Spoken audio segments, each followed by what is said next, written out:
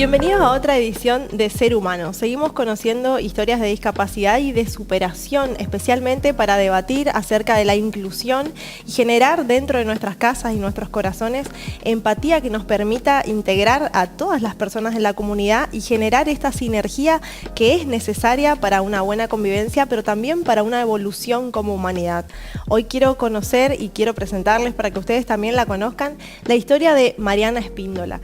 Bienvenida, Mariana, ¿cómo estás? Hola Patricia, mucho gusto. Bueno, es un placer tenerte. La verdad que estuve leyendo mucho tu historia, todas las notas que estuviste haciendo estos últimos años a raíz de tu situación. Así que me encantó que aceptaras la invitación para que podamos conocerte también y que de alguna manera también en nuestras casas podamos recibir el mensaje de amor que das, que es un mensaje súper solidario y riquísimo, ¿no? Contame, Mariana, ¿qué te pasó? Bueno, yo estoy con discapacidad hace 15 años, fue una discapacidad adquirida. Digo adquirida porque no nací con la discapacidad, sino que cuando yo tenía 22 años, una bacteria inflamó mi médula y dejó la pequeña lesión, por la cual pasé por 2 operaciones y estuve 57 días internada. Una vez que me dieron el alta, me fui a vivir a Córdoba para hacer una rehabilitación intensiva, porque acá en esa época acá no contábamos con esa rehabilitación específica neurológica.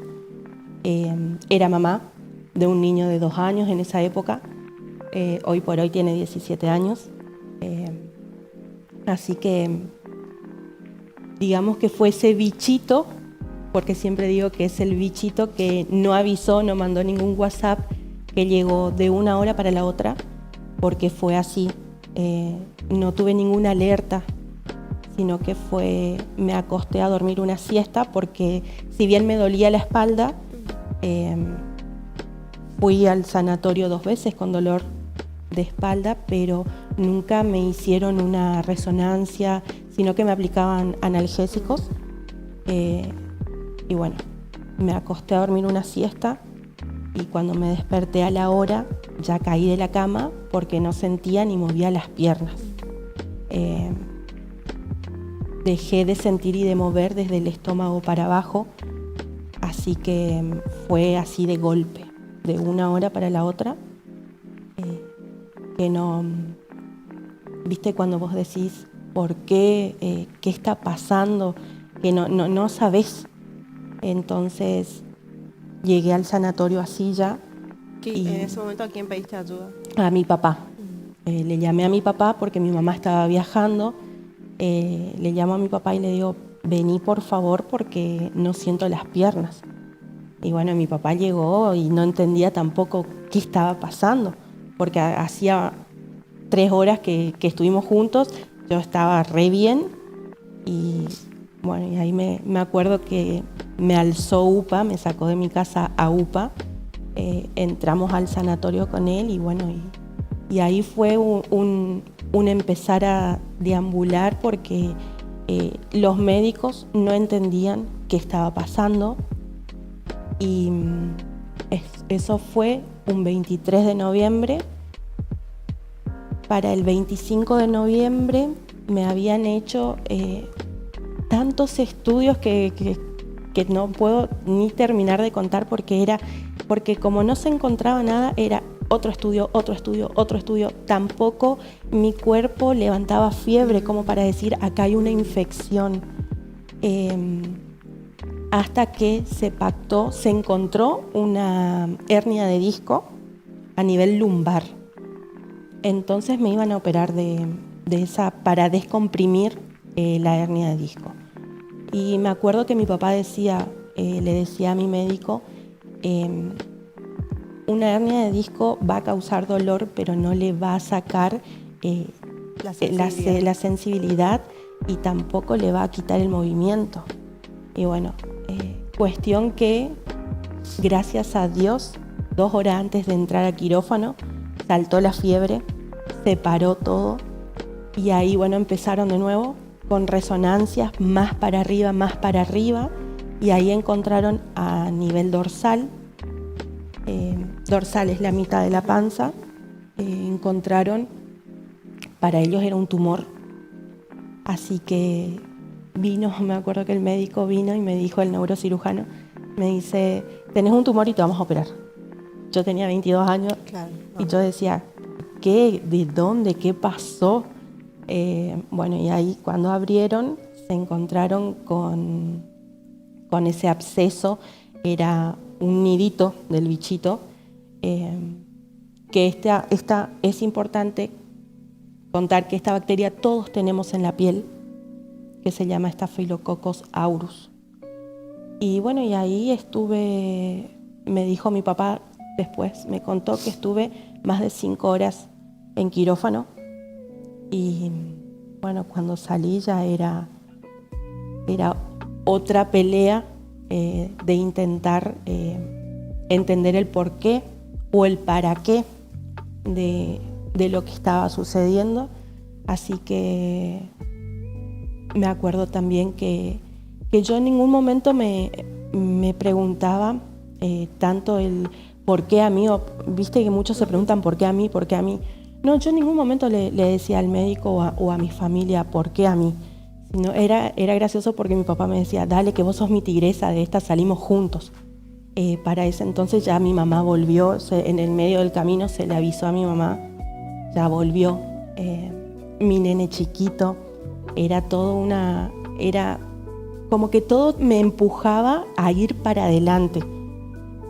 Y creo que lo más valioso que yo tuve es que ni mi papá ni mi mamá en ningún momento me trataron de víctima, de ese pobrecita, nunca se escuchó, pobrecita o de victimizarme, nada, sino que era siempre de esta salimos juntos, vamos para adelante, y así fue.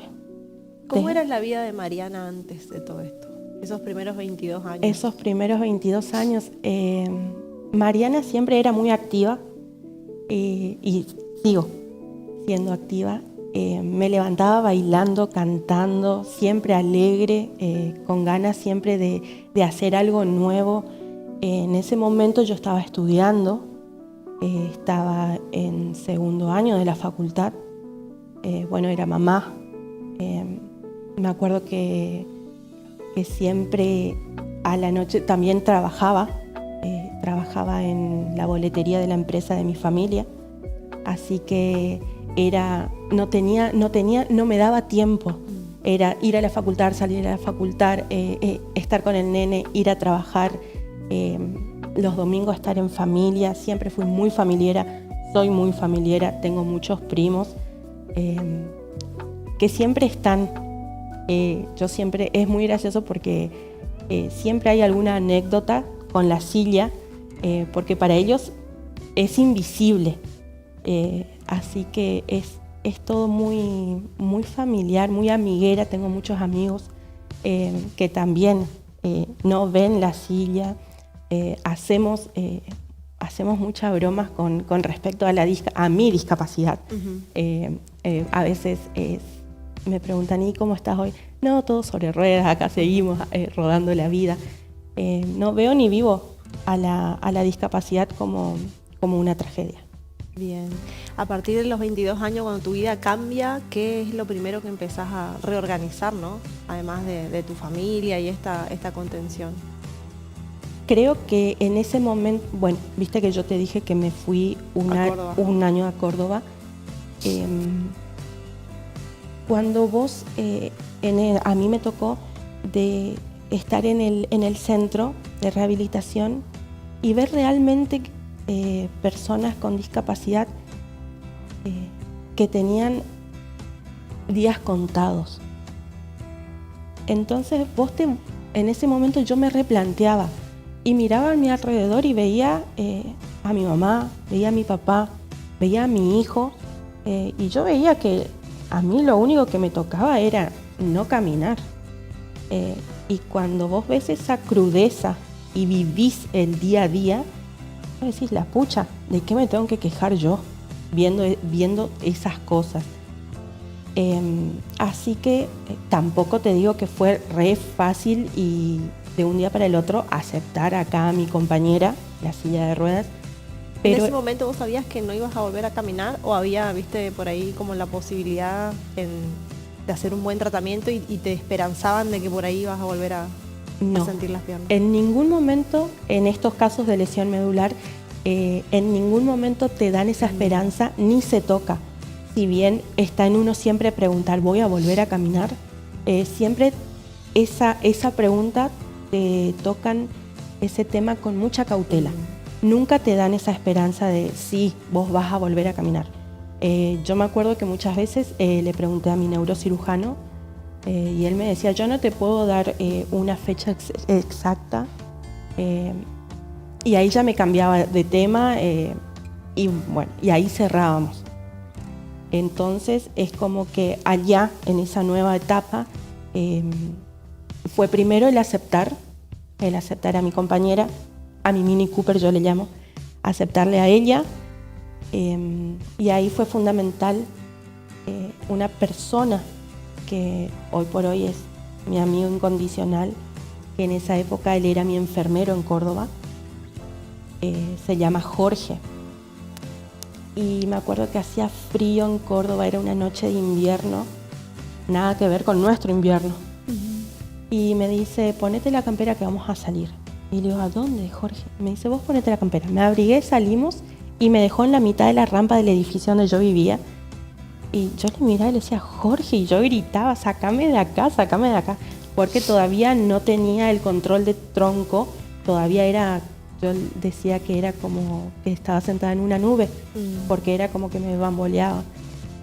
Y él me dice, así está tu vida, a la mitad.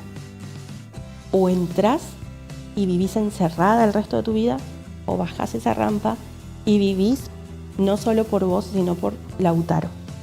Y cuando me tocó mi hijo, es como que yo dije, no puedo ser egoísta y pensar solo en mí. Así que bajé esa rampa por Lautaro, por mi vida y por nosotros dos. Y bueno, desde ahí, no solo Lautaro se convirtió en mi pilar fundamental, sino que mis padres también. Que desde ahí vivimos la vida de otra manera. ¿Qué empezaste a hacer cuando te volviste ya ahora con todo este proceso de aceptación y ya un poco más entrenada en tu nueva condición? ¿Cómo fue, bueno, integrarte de vuelta a tus actividades, ¿no? Primero empezamos con el tema de readaptar a Lautaro, porque como Lautaro se fue tan chiquitito de acá, era tener... ¿Cuánto tiempo estuviste acá? Yo estuve 1 año entero. Lauti cuando se fue tenía 2 añitos, él cumplió sus 3 años allá y era como que él más que yo se empiece a adaptar a la familia, claro. Porque él no, en esa época no habían las videollamadas, entonces él no estaba al tanto de quién era el tío, quién era la tía, entonces fue adaptarle a él al principio, a la familia, y bueno, nuestra vida a adaptar, porque nosotros vivimos solos con Lautaro, porque yo me separé, me divorcié, entonces tenemos nuestra vida con Lauti, que es muy graciosa, porque él también es una chispita que está todo el día, siempre está inventando algo. Por ejemplo, me dice, mamá, veníamos a bailar, entonces empezamos a bailar, hacemos todas las cosas juntos. Y más que nada fue eso, adaptarle a Lautaro a la familia, adaptarle a Misiones, porque él ya estaba adaptado a otro estilo de vida allá. Y en algún momento, vos decías, bueno, en algún momento te enojaste por lo que te pasó con Dios, con la vida. No, nunca.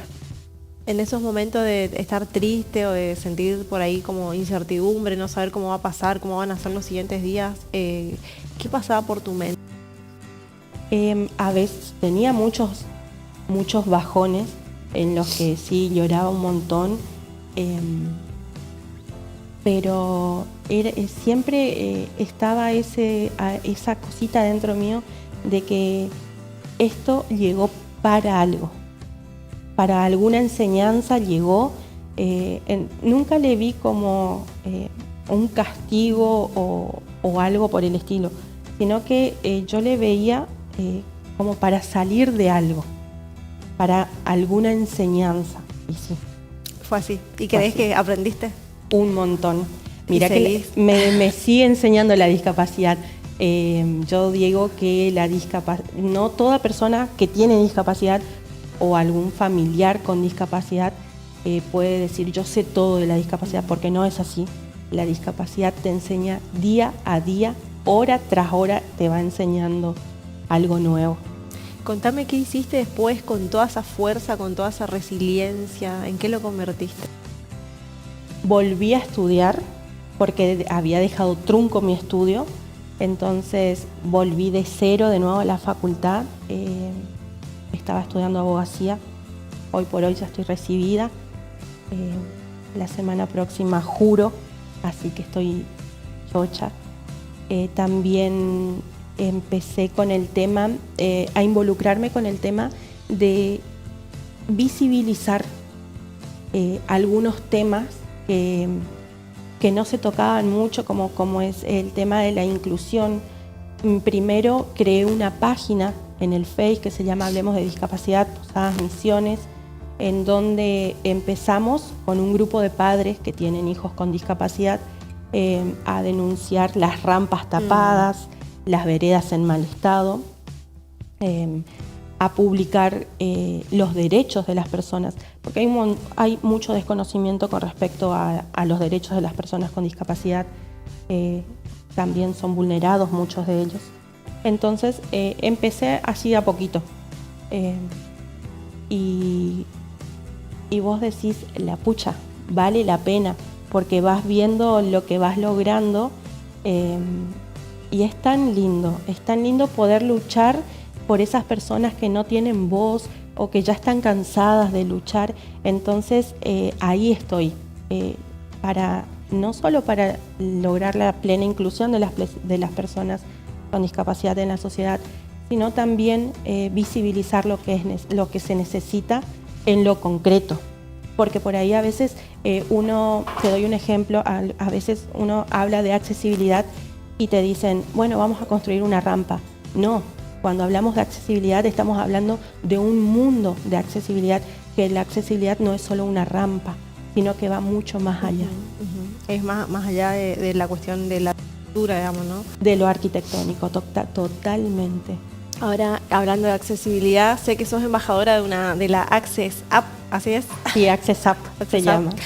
Contame de qué se trata la app y cómo resultaste embajadora. Bueno, como resulté fue muy, muy gracioso, porque yo hice un video me acuerdo que hice en el 2019, en el 2018 hice el video que se viralizó con mis tías de Buenos Aires, explicando cómo se debe hablar a una persona con discapacidad, y también era por el Día Internacional de las Personas con Discapacidad el video, y llegó a manos de estos genios que crearon la aplicación, que se llama Andrés Queirel y Carmelo Martinucci. Son de Buenos Aires ellos, y se contactaron conmigo comentándome de qué se trataba Access App. No dudé y le dije que sí.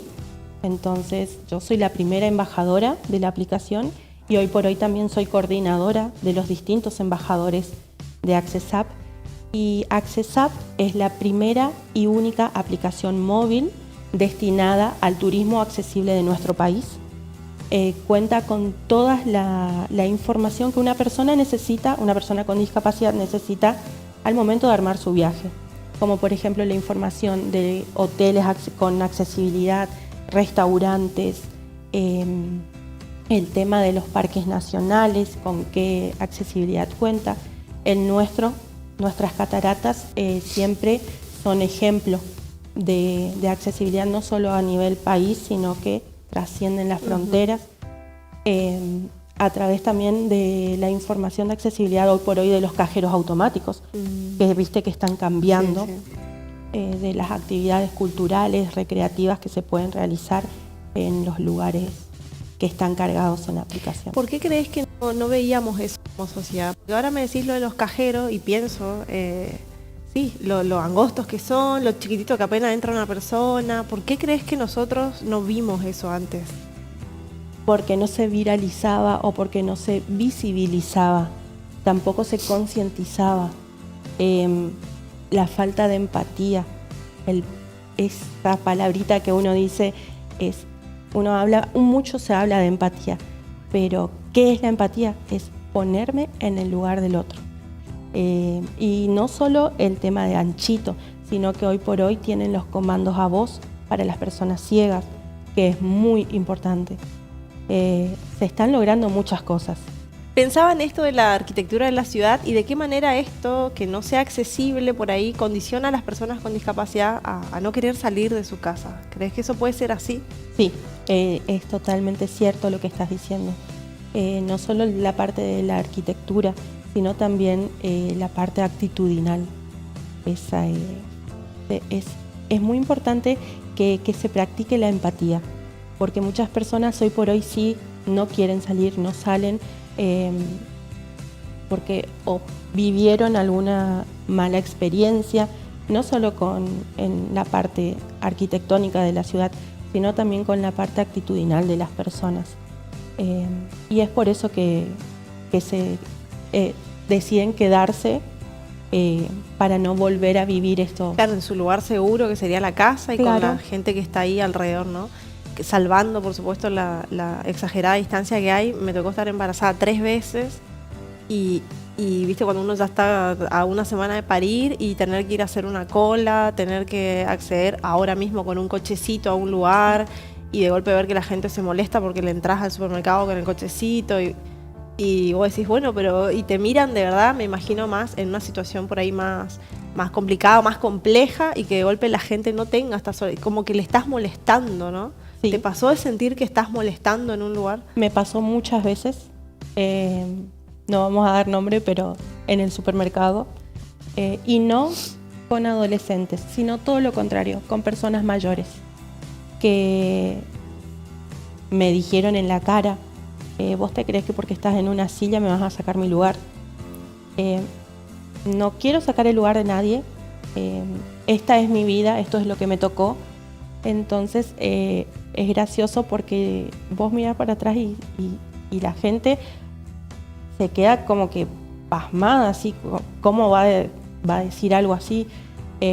También me tocó en el banco muchas veces, cuando tenía que ir a pagar la facultad, me acuerdo que llegué y el policía me dijo, anda a la caja, claro, a la caja con prioridad. Bueno, me fui y el cajero era un joven y había como que dijo en voz baja, ahora cualquiera se sienta en una silla para tener prioridad. Entonces, en ese momento no le dije nada. Ah, no, unas ganas tengo de estar acá sentada, sí. me muero. Estoy re chocha. Entonces, dejé pasar. Volví al mes siguiente, me tocó el mismo cajero y le dije, ¿viste que no me siento para tener prioridad? Y ahí le dije, yo hace 10 años que estoy en silla de ruedas. Le digo, tenés que tratar de medir tus palabras, porque si bien a mí no me molestó, puede venir una persona que sí le moleste, que sí le haga mal tus palabras,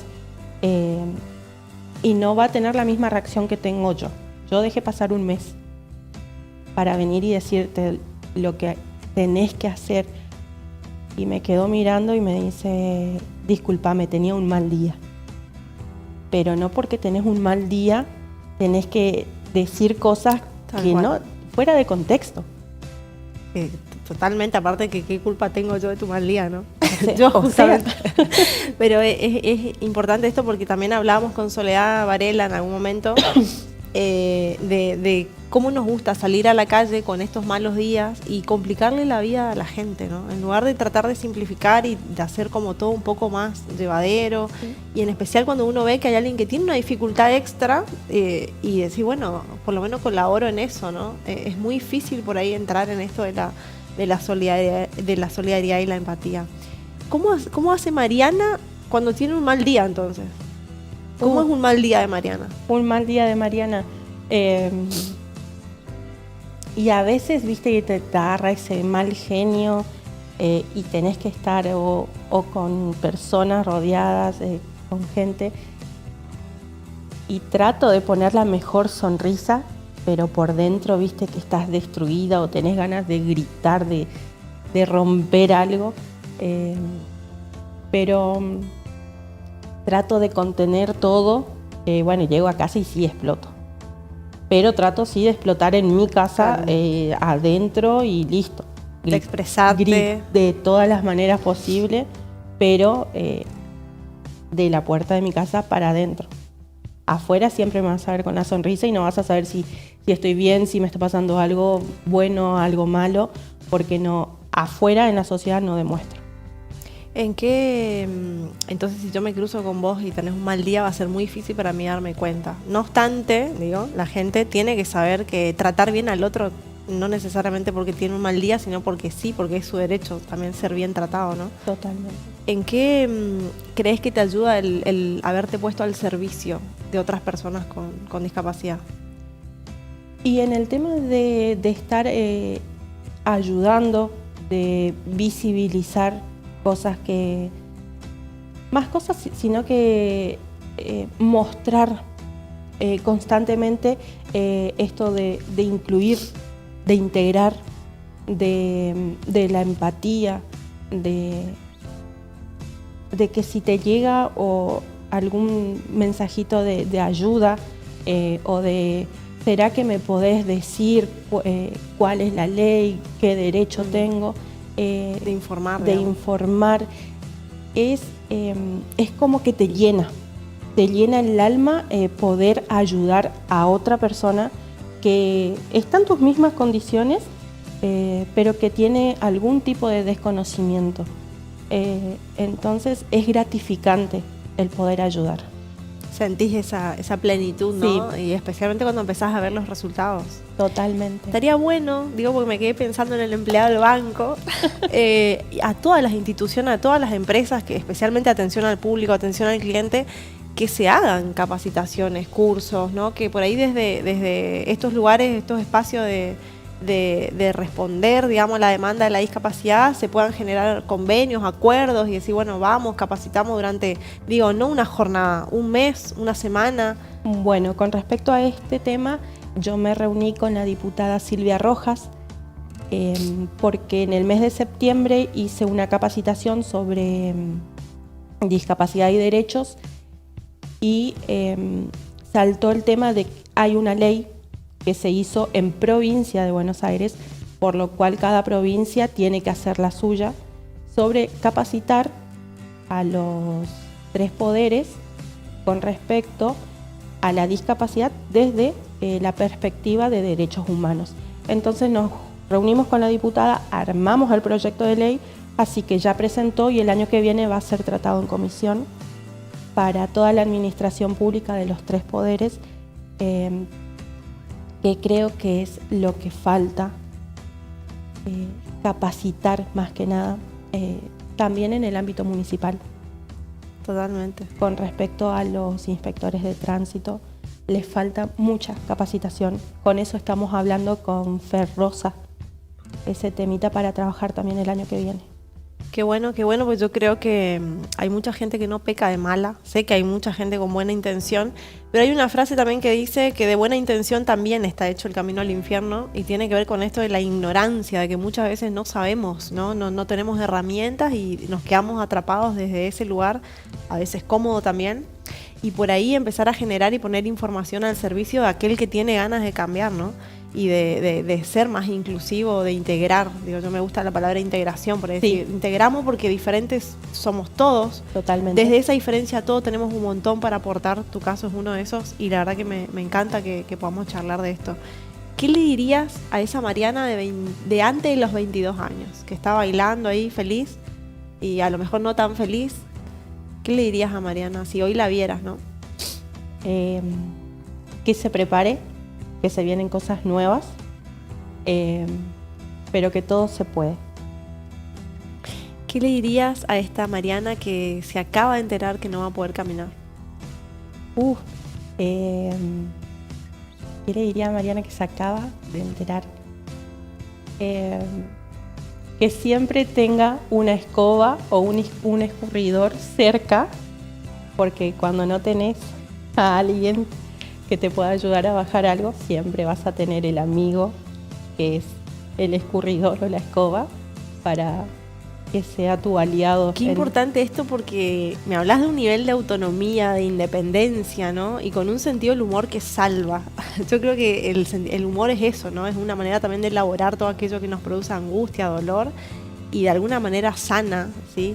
Pero fundamental el escucharte y saber que estás automotivada, por un lado, y también a generar esta independencia y esta autonomía para, como decías hoy, para no ponerte en ese lugar de víctima, De ¿no? víctima, totalmente. Que por ahí es como el principio del fin, aquel que se entrega y de golpe se empieza a ver a sí mismo como convaleciente. Sí. ¿Qué le dirías a la gente que está pasando por una situación como la tuya? Que hoy se está operando, que acaba de perder la vista, que hay alguna condición que no puede recuperar. Que primero y fundamental busque esos pilares fundamentales de los cuales aferrarse, que son los que cuando te ven que estás por caer, te sostienen, que se rodee de sus amigos, porque los amigos salvan. En todas las situaciones los amigos salvan. Si bien cuando llega la discapacidad muchos se van, me ha pasado, entonces, pero en ese camino que se rodeen de los que saben que van a estar, pero por sobre todo de que no se queden con el diagnóstico, sino que ese diagnóstico, yo siempre digo que ese diagnóstico quede en ese papel y que salgan a vivir la vida, porque todo se puede.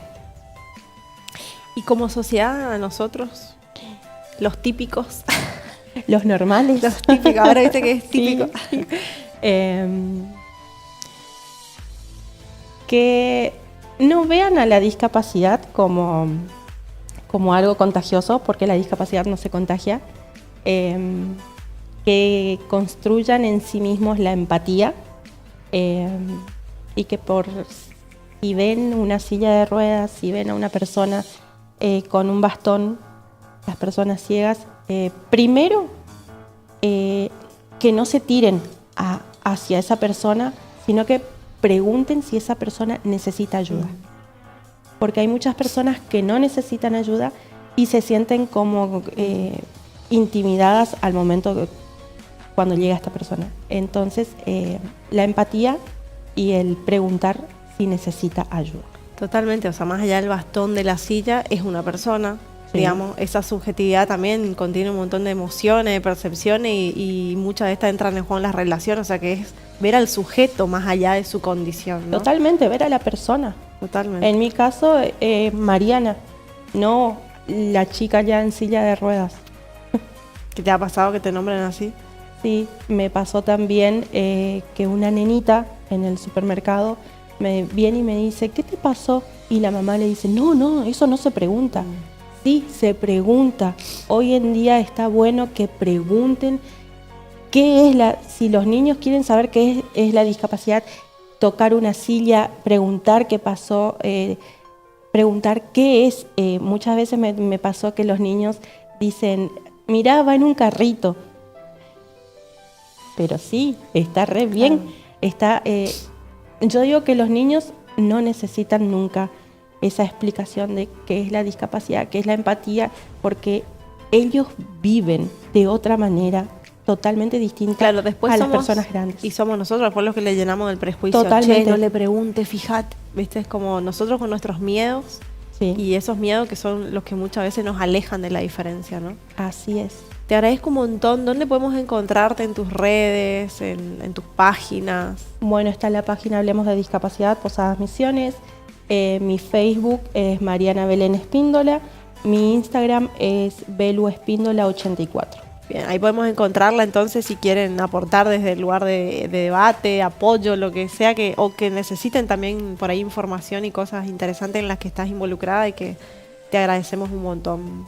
Te agradezco personalmente por aceptar contarnos tu historia y espero que esto llegue como mensaje a toda la gente que esté abierta de corazón, de mente, y si no, que vayan haciendo esa apertura para ir conociendo otras realidades y viendo que del otro lado, cualquiera sea la condición, hay un ser humano, ¿no? Que eso es lo esencial, poder rescatar nuestra naturaleza amorosa sobre todo y poder ponerla al servicio de la interacción con los otros.